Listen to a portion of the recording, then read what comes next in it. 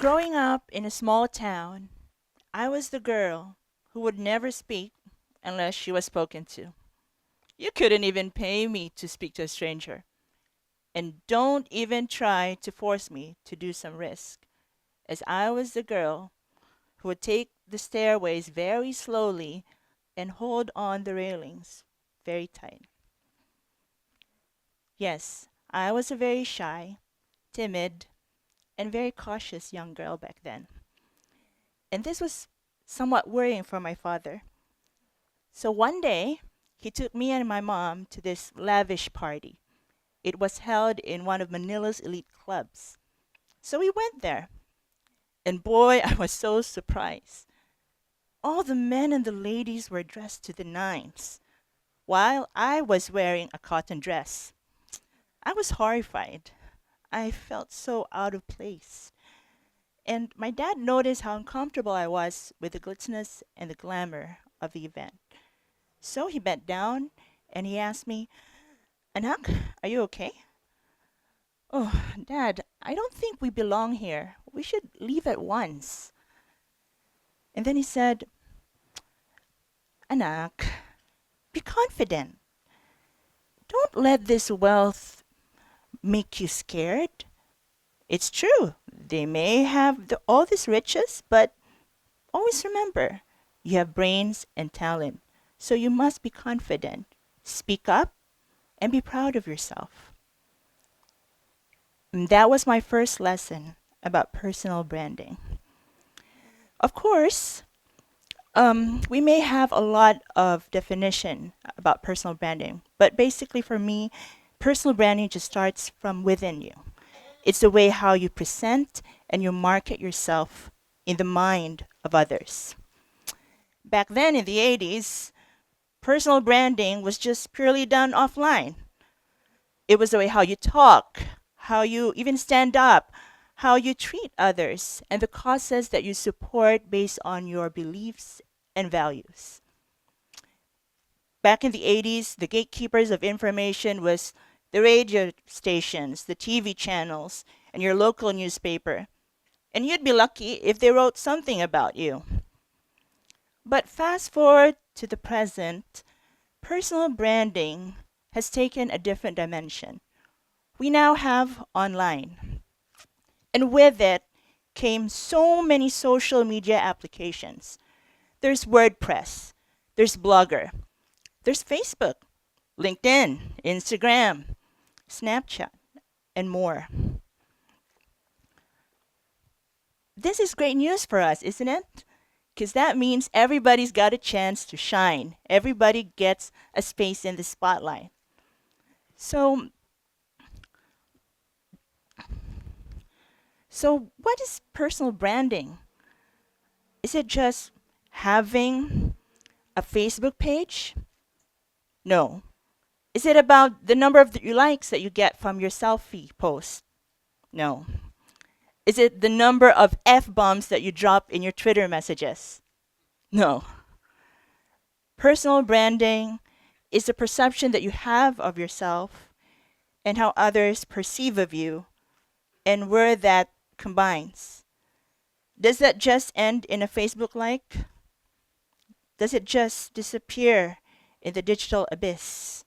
Or does that turn into a meaningful and purposeful action? But why do I need a strong personal brand? Isn't it enough that I work so hard and I save my money and then I just get all these luxurious brands? No, these brands do not define you. They do not own you. And I want this crowd to understand that starting from now on, the only brand that you need to take care of is you. A strong personal brand is very important these days because we live in a world where highly coveted jobs are hard to get by. We live in a very competitive world. A strong personal brand can help you eliminate the competition. Remember this, You are the only person in this world that can change the lives of others in the most unique kind of way. You are the only person that can create this brand. You are the only person who can do this. And when you create something that is distinct and unique, no one can beat your ass. Second, a strong personal brand expedites the decision-making process. Once you have an online presence and you begin to talk and share your thoughts, people go looking for you. So according to this study, about 70% of employers are snooping into your social media profiles. Now, I haven't figured out the percentage for people who are deciding whether to date you or not. So that also covers your love life. So when people come across your content, they decide right away whether to listen to you. And when they listen, they start to trust you. And when they trust you, that's when they decide whether to buy your ideas or not. Now that I've shared with you the benefits of a strong personal brand, here are some classic ways of not promoting your personal brand. So there's this person in your Facebook timeline who shares Facebook privacy statements and news that's unverified. So please, before you share, make sure that you're giving content that's real. There's also this person in your Facebook when they say something that's so vague and they make people worry a lot.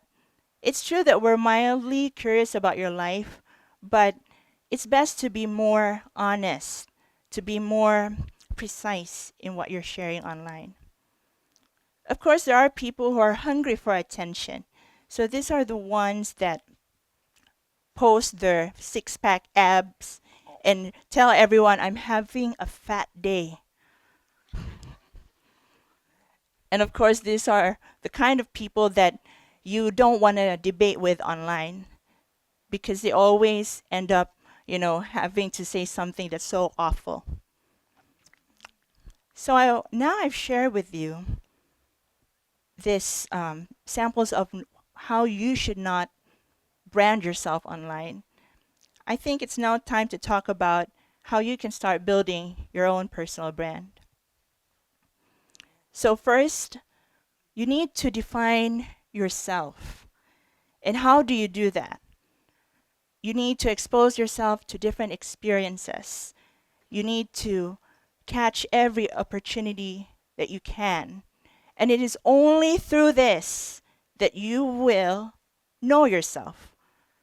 You will know the things that you love and detest. You will know the things that drive you nuts and make you calm. You will find out the things that drive you to success and the ones that bore you down to tears. You will find out more of yourself, but you have to be open to opportunities. Next, you need to be authentic. So how do you become authentic? Well, first off, you need to be bold. Well, what do you mean by being bold? Well, you have to be honest. Now, a lot of people think that personal branding is just about posting all your success stories. You can't share unless it's not a success story. But that's not the case. Remember, successful people have gone through many failures.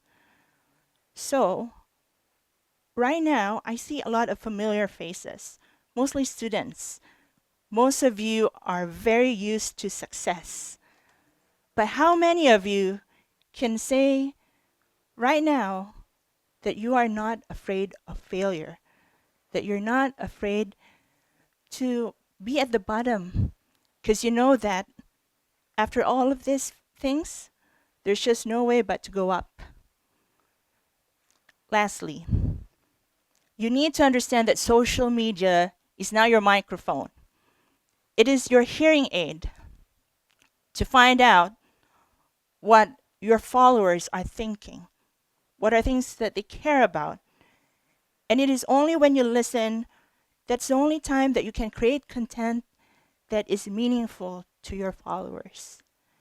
And when you do that, that's when you get their attention, and that's when you start having a meaningful and purposeful discussion with them.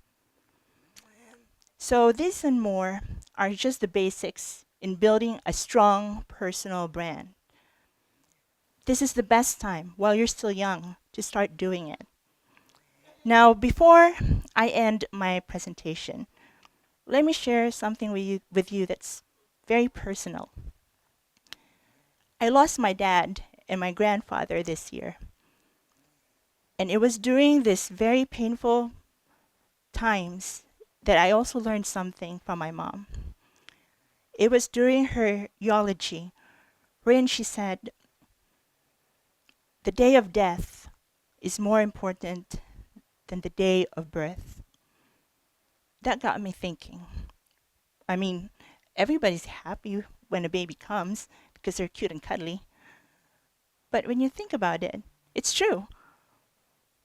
That person hasn't made a name for himself. They've not proven anything yet.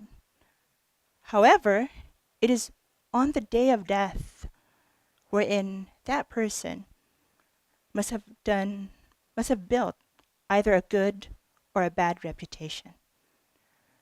So, knowing that life is too precious, it's too fleeting, and that death is inescapable, I leave you this question. How do you want people to remember you? Thank you.